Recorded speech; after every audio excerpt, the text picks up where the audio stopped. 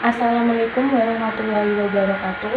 Perkenalkan, saya sebagai moderator kelompok 2 penganggaran bisnis ingin memperkenalkan anggota kelompok kami, yaitu pertama, saya Ika Ayu Kumalasari dengan NIM 2019 11090. 2. Eva Yuliana dengan NIM 2019 11 105.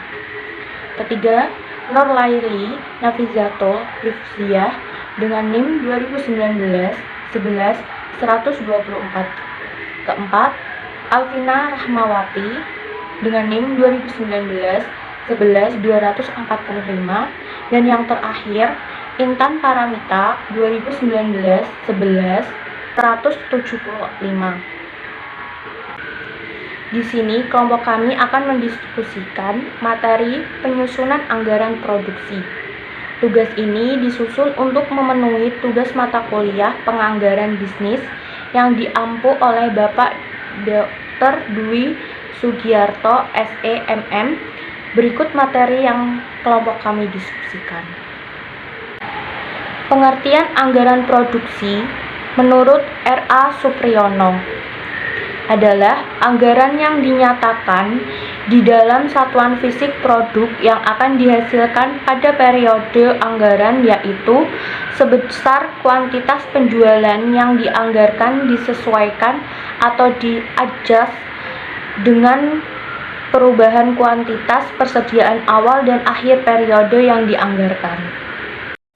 Pengertian anggaran produksi menurut Ani Aguskana 2003 adalah penjabaran rencana penjualan menjadi rencana produksi yang meliputi perencanaan tentang volume produksi, kebutuhan persediaan bahan baku, tenaga kerja langsung, dan kapasitas pabrik, atau perencanaan volume barang yang harus diproduksi perusahaan agar sesuai dengan volume penjualan yang telah dianggarkan. Rencana produksi. Dalam rencana produksi menyangkut beberapa hal, antara lain tersedianya material, item atau komponen lainnya pada saat dibutuhkan harus terjamin. Kedua, tenaga kerja yang digunakan, berarti tenaga kerja manusia, baik jasmani maupun rohani, yang digunakan dalam proses produksi, yang disebut juga sumber daya manusia. Tenaga kerja inilah yang menggarap sumber daya produksi alam. Manusia tidak hanya menggunakan tenaga jasmani, melainkan juga tenaga rohani.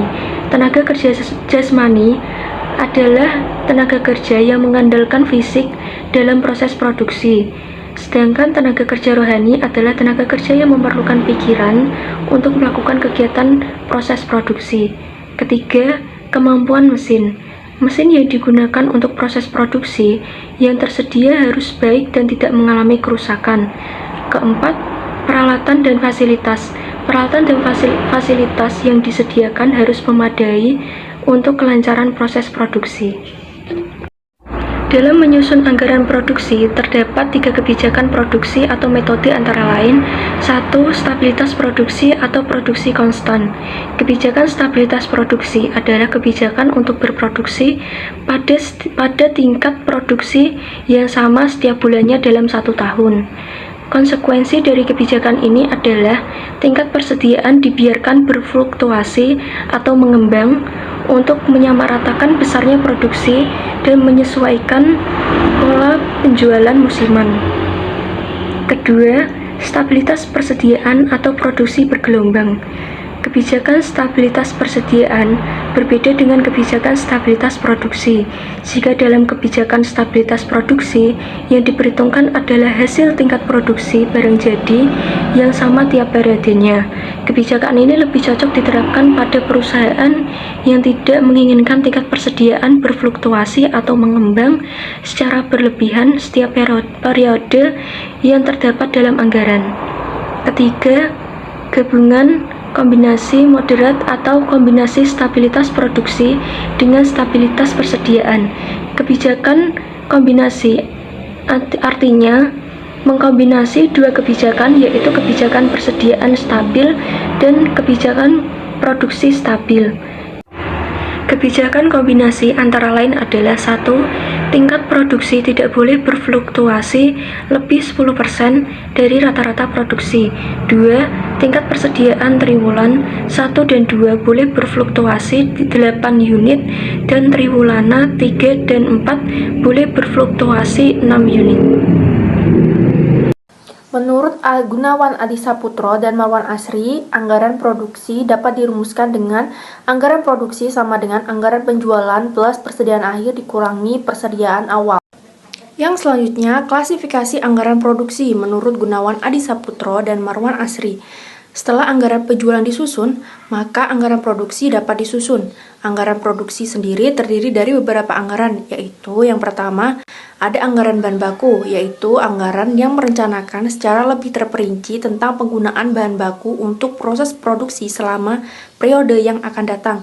Kemudian yang kedua adalah anggaran tenaga kerja langsung, yaitu adalah anggaran yang merencanakan secara lebih terperinci tentang upah yang akan dibayarkan kepada para tenaga kerja langsung selama periode yang akan datang, yang di dalamnya meliputi anggaran jam kerja langsung dan anggaran biaya tenaga kerja langsung. Dan yang ketiga, anggaran biaya overhead pabrik, yang akan dijelaskan pada slide 12. Adapun hal-hal yang perlu diperhatikan dalam penyusunan anggaran bahan baku yaitu ada jenis bahan baku yang dipergunakan, ada jumlah masing-masing bahan baku yang habis dipakai untuk produksi, kemudian ada harga per unit masing-masing jenis bahan baku, dan yang terakhir ada jumlah total harga masing-masing bahan baku. Anggaran bahan baku sendiri dibagi menjadi 4 subbab bagian, yaitu yang pertama ada anggaran kebutuhan bahan baku, yaitu anggarannya disusun untuk merencanakan kuantitas fisik bahan baku yang dibutuhkan untuk produksi pada periode yang akan datang. Yang kedua ada anggaran pembelian bahan baku, yaitu anggaran yang disusun untuk merencanakan kuantitas fisik bahan baku yang harus dibeli pada periode yang akan datang dengan mempertimbangkan faktor persediaan dan kebutuhan bahan baku untuk keperluan produksi.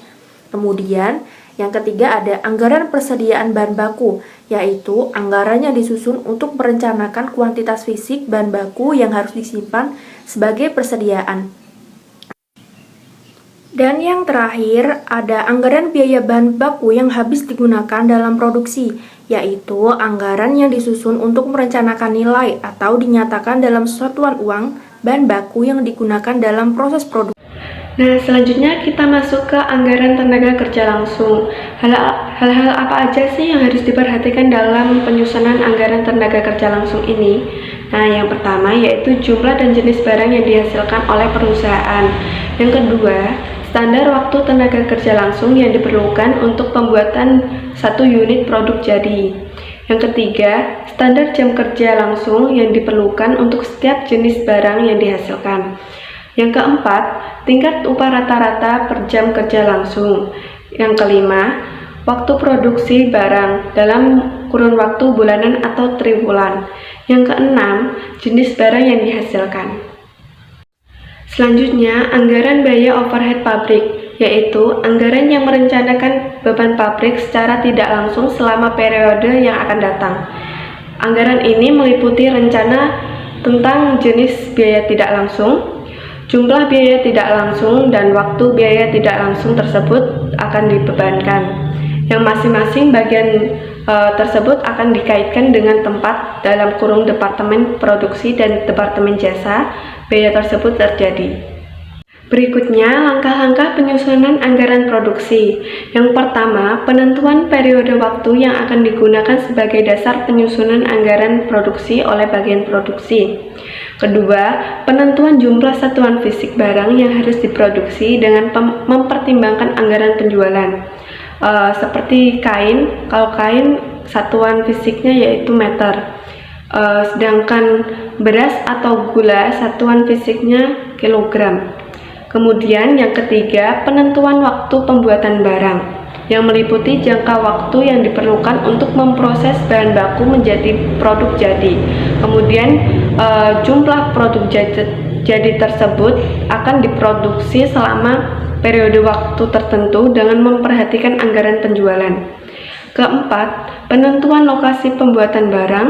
Kelima, penentuan urut-urutan proses produksi. Keenam, Penentuan standar pemakaian fasilitas produksi agar tercapai tujuan efisiensinya. Ketujuh, penyusunan program pemakaian bahan baku, tenaga kerja, dan peralatan. Yang kedelapan, penyusunan standar biaya produksi. Yang kesembilan, tindakan korektif atau evaluasi bila diperlukan. Tujuan penyusunan anggaran produksi menurut Gunawan Adi Saputra Demokrasi 2003.